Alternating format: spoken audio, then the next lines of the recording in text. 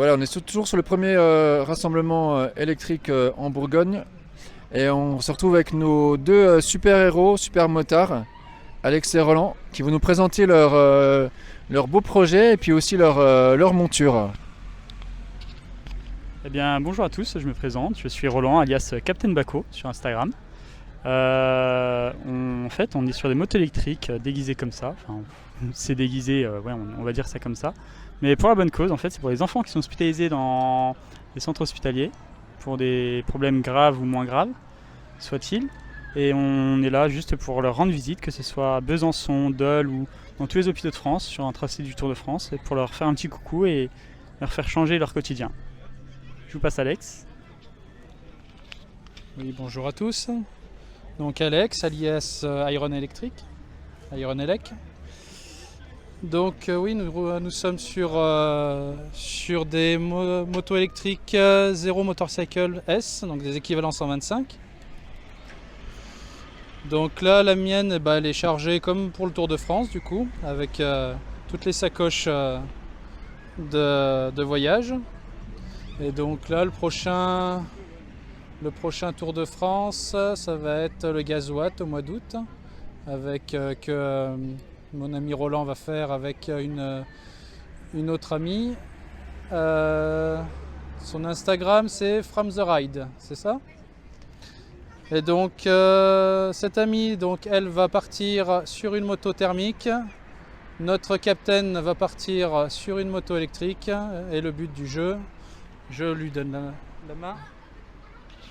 Le but du jeu, c'est de comparer les performances entre l'électrique et le thermique sur les mêmes distances, donc après 3000 km, pour voir combien coûte l'essence. Bon, il n'y a pas de photo là-dessus, mais tout ce qui va être assurance, entretien sur le Tour de France, stationnement, car il ne faut pas l'oublier, maintenant de plus en plus de villes taxent les stationnements payants, taxent les stationnements pour les véhicules thermiques et non pas électriques. Du coup, c'est l'occasion, voilà, de promouvoir la mobilité électrique, que ce soit à 2 ou à 4 roues, pour vraiment faire passer les gens le plus possible aux véhicules électriques, sans leur mettre le couteau sur la gorge, mais bien sûr en leur montrant tous les avantages qu'il y a par rapport à l'électrique et non pas au thermique. Merci. Et du coup, est-ce que vous pouvez nous parler un petit peu, on ne connaît pas trop les motos électriques par rapport aux voitures à nos références, en puissance de charge, en capacité de batterie, et puis peut-être en équivalence thermique moteur, ce que ça peut, par rapport à quelle cylindrée, un petit peu les données un petit peu techniques et pratiques. Alors sur ces modèles-là, c'est des modèles homologués 125 sur carte grise, mais on va plutôt regarder sur la mienne, parce que là il y a déjà tout son pactage. Mais alors, en temps de recharge, la moto est vendue de base avec un chargeur interne qui est juste là. On recharge en prise secteur, donc type prise ordinateur, et on va recharger le 0 à 100% en 12 heures. C'est annoncé 12 heures par le constructeur. Maintenant, il y a une option qui coûte à peu près 3 000 €. Il y a un chargeur interne dans la moto. Voilà, il y a un chargeur interne, il est juste en dessous. C'est un chargeur d'1,3 kWh. Donc voilà, c'est 1 kW, c'est pas le feu. Après, sur ma Volkswagen, le chargeur il est à 1,8 en normal, donc c'est pas, c'est correct en fait. Et après, on a l'option à 3 000 €, à peu près 3 000 €, qui recharge ici en 5 kW, 5,5. Et on peut, par contre, ce qui est bien par rapport à une voiture, c'est qu'on peut faire le T2 borne T1 sur la moto, plus notre petite prise ici. Et comme ça, on fait baisser de 20 minutes sur les 2 heures. Donc on recharge qu'en 1h40 au lieu de 2 heures. En fait, tu peux charger sur deux entrées différentes. Alors, on peut sur 2, voire sur 3, mais là, il faut être équipé d'un chargeur externe qui est vendu par la marque Zero Motorcycle. Et c'est juste une petite prise ici, une prise Anderson. On débranche, et juste là, je ne sais pas si tu vas pouvoir voir avec la caméra, ici, le petit truc juste là, une prise Anderson. Et ben, on peut recharger avec un chargeur là, plus le chargeur là. Mais vraiment, il faut vraiment avoir toutes les configurations optimum pour ça. Et là, on va recharger le 0 à 100% en quoi? 1h20 grand max? 1 heure? 1 heure, tu passes à 10 kW. On passe à 10 kW de charge en puissance max.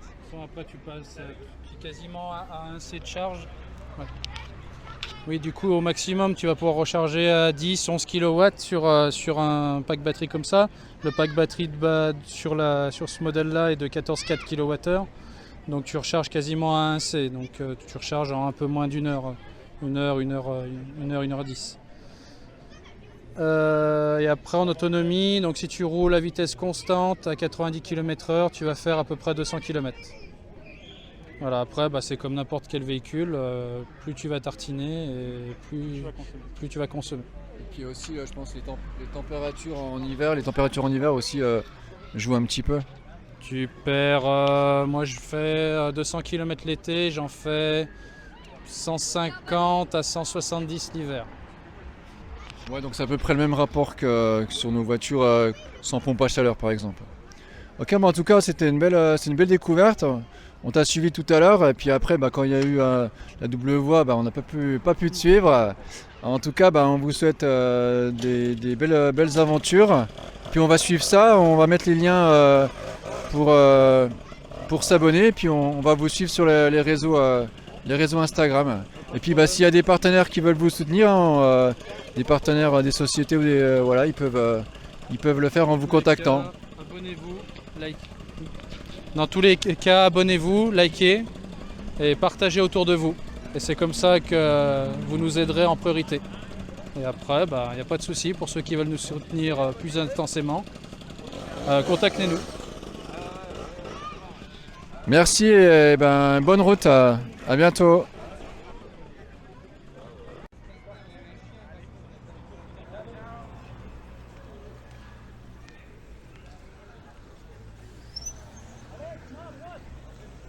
Avec sa droite.